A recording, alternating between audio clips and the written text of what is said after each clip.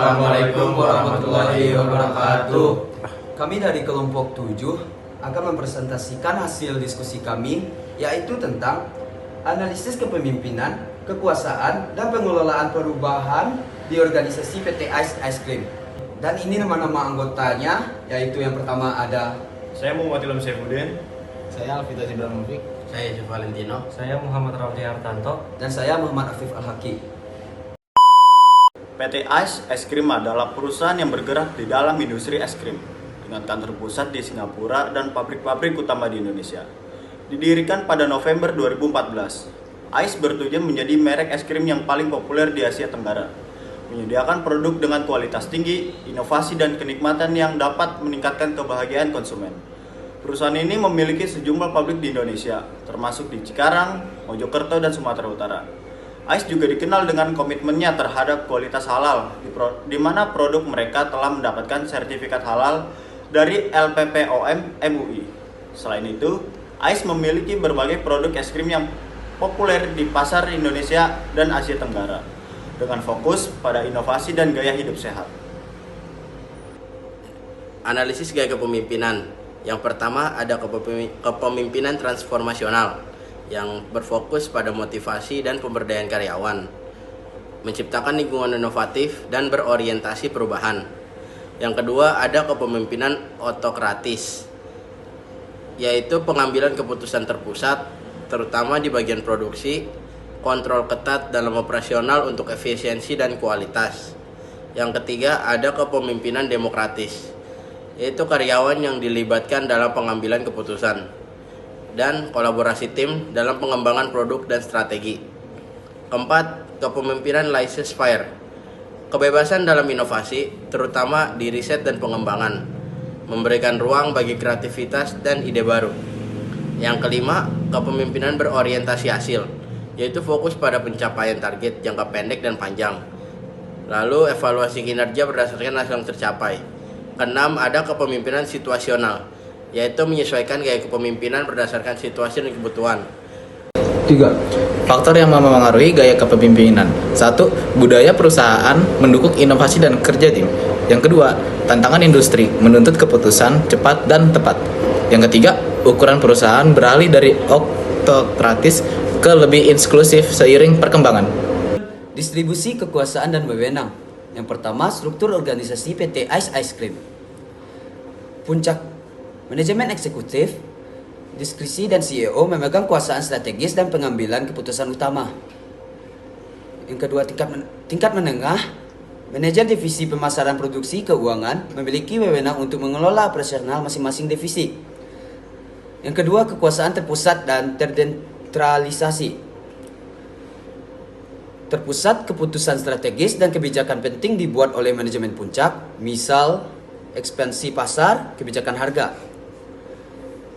Terdesentralisasi, beberapa keputusan operasional diambil oleh manajer tingkat menengah atau tim, seperti pengelolaan produksi atau pemasaran lokal.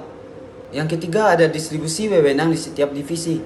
Yang pertama itu ada divisi produksi, pengawasan kualitas dan efisiensi produksi es krim. Yang kedua ada divisi pemasaran, penentuan strategi promosi, distribusi, dan komunikasi merek. Yang ketiga itu ada divisi sumber daya manusia, yaitu pengelolaan rekrutmen, pelatihan, dan pengembangan karyawan. Yang keempat ada divisi keuangan, pengelolaan anggaran, dan laporan keuangan perusahaan. Terus yang ada keempat, pengaruh kepemimpinan dalam distribusi kekuasaan, yaitu ada kepemimpinan otokratis. Di beberapa area seperti produksi, kekuasaan lebih terpusat untuk memastikan efisiensi. Terus ada kepemimpinan demokratis. Karyawan dilibatkan dalam pengambilan keputusan di level yang lebih rendah dan mendorong inovasi dan kerja tim. Dan yang terakhir ada keuntungan dan tantangan. Keuntungan yaitu pemusatan kekuasaan, memastikan keputusan yang cepat dan konsisten. Terus ada tantangan, terlalu terpusatnya kekuasaan dapat menghambat kreativitas dan responsivitas di level bawah. Selanjutnya itu ada pengelolaan perubahan inovasi. Yang pertama itu ada strategi inovasi. yaitu diversifikasi produk, yaitu rasa baru dan varian es krim baru. Habis itu ada inovasi kemasan, desain dan kemasan ramah lingkungan. Setelah itu teknologi produksi atau meningkatkan efisiensi dan kualitas. Yang kedua itu ada proses pengelolaan, perubahan identifikasi kebutuhan seperti riset pasar dan tren konsumen. Setelah itu ada perencanaan dan implementasi, menyusun rencana dan pelatihan. Setelah itu evaluasi dan penyesuaian atau monitoring dan perbaikan berkelanjutan. Yang ketiga itu peran kepemimpinan. Pemimpin itu transformasional atau memotivasi dan menginspirasi karyawannya. Setelah itu partisipasi karyawan atau involvement dalam proses inovasi. Yang keempat itu ada keberhasilan inovasi, R&D atau fokus pada pengembangan produk baru. Setelah itu ada kemitraan atau kolaborasi dengan mitra bisnis. Setelah itu ada kultur inovatif, menciptakan lingkungan yang mendukung kreativitas. Yang terakhir itu ada tantangan inovasi, resistensi terhadap perubahan atau mengatasi hambatan dalam adaptasi, kontrol kualitas atau menjaga kualitas selama inovasi. Yang terakhir itu kesesuaian pasar, memastikan inovasi relevan dengan kebutuhan konsumen. Pengelolaan konflik di PT Ice Cream. Yang pertama, tipe konflik yaitu interpersonal. Interpersonal, ketegangan antara individu. Yang kedua ada antar divisi, perbedaan prioritas antar divisi. Yang ketiga, organisasi, ketidakjelasan peran, strategi pengelolaan konflik kolaboratif. Solusi win to win untuk semua pihak, mediasi pihak ketiga untuk menyelesaikan negosiasi, diskusi terbuka untuk kesepakatan. Yang keempat, peran pemimpin. Komunikasi terbuka, menjaga transparansi, keputusan cepat, menangani konflik secara empati, memahami perspektif semua pihak. Yang kelima, keuntungan, peningkatan tim, memperkuat kerjasama, kinerja meningkat, produktivitas dan moral tinggi, budaya positif, lingkungan kerja harmonis. Koordinasi rentang manajemen. Yang pertama ada definisi rentang manajemen. Jumlah karyawan yang dikelola oleh satu manajer mempengaruhi koordinasi dan pengawasan dalam perusahaan. Yang kedua, rentang manajemen di PT ICE. Rentang sempit, beberapa manajer mengawasi tim kecil untuk kontrol lebih ketat di bagian strategis. Rentang lebar, manajer mengawasi lebih banyak karyawan di operasi harian, meningkatkan efisiensi. 3. Faktor yang mempengaruhi kompleksitas pekerjaan. Operasional produksi dan distribusi yang padat membutuhkan rentang manajemen yang lebih sempit. Keterampilan karyawan. Karyawan terampil memungkinkan manajer memiliki rentang lebih besar. Teknologi. Penggunaan sistem otomatisasi mendukung rentang yang lebih lebar. 4. Keuntungan rentang sempit. Kontrol lebih baik terhadap kualitas dan efisiensi. Hubungan yang lebih dekat antara manajer dan tim. 5. Keuntungan rentang lebar. Komunikasi lebih efisien di tingkat operasional. Pengurangan biaya administrasi. Yang terakhir ada koordinasi dalam rentang manajemen.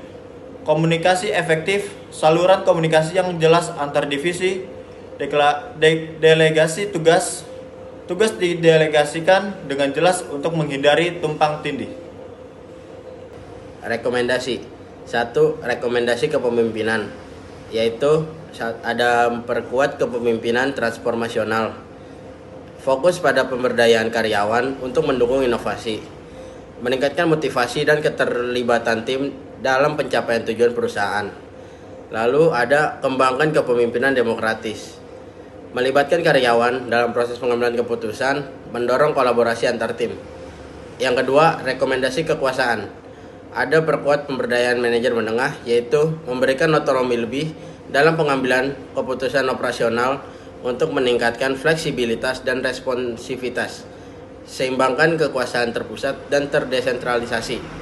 Keputusan strategis tetap terpusat di tingkat manajemen atas, Sementara keputusan operasional dapat terdesentralisasi untuk efisiensi. 1, 2, 3. Yang ketiga itu ada rekomendasi pengelolaan perubahan. Fokus pada inovasi berkelanjutan atau membentuk tim riset dan pengembangan khusus untuk inovasi produk dan teknologi produksi. Tingkatan komunikasi perubahan. Memastikan komunikasi yang jelas dan transparan mengenai perubahan kepada seluruh karyawan untuk meminimalisir resistensi. Bangun budaya adaptasi. Membiasakan karyawan untuk menerima perubahan sebagai bagian dari proses perbaikan berkelanjutan. Yang keempat itu, rekomendasi pengelolaan konflik. Gunakan mediasi penyelesaian konflik atau melibatkan pihak ketiga menyelesaikan konflik antar divisi atau individu untuk mencapai solusi yang win-to-win. Pelatihan komunikasi atau meningkatkan keterampilan komunikasi untuk mengurangi ketegangan interpersonal dan memperkuat hubungan tim. Tingkatkan kolaborasi antar divisi atau memperkuat koordinasi dan kerjasama antar divisi, khususnya antara produksi dan pemasaran untuk menghindari konflik terkait prioritas dan tujuan.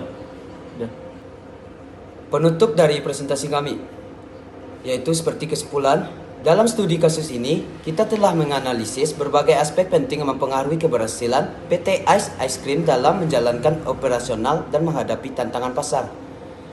Kepemimpinan yang transformasional dan pemberdayaan karyawan terbukti menjadi kunci dalam dorongan inovasi dan adaptasi terhadap perubahan. Pentingnya distribusi kekuasaan yang seimbang antara manajemen puncak dan manajemen menengah yang menunjukkan dampak positif terhadap efisiensi operasional dan pengembalian keputusan yang lebih cepat. Dengan memberikan otonomi pada manajemen menengah, PT ICE dapat merespon dinamika pasar dengan lebih fleksibel. Selain itu, pengelolaan perubahan yang efektif melalui komunikasi yang jelas dan budaya adaptasi yang kuat, serta pengelolaan konflik yang mengedepankan mediasi dan kolaborasi, merupakan faktor yang sangat mendukung terciptanya lingkungan kerja yang harmonis dan produktif. Melalui rekomendasi yang diberikan, diharapkan PT Ice Ice Cream dapat terus berinovasi, meningkatkan koordinasi antar tim, dan mengelola perubahan serta konflik dengan lebih efektif untuk memperkuat daya saing dan mencapai kesuksesan jangka panjang. Sekian presentasi dari kelompok kami. Jika ada kata-kata salah, mohon dimaafkan karena manusia tidak luput dari kesalahan. Wabillahi taufiq wa hidayah. Wassalamualaikum warahmatullahi wabarakatuh.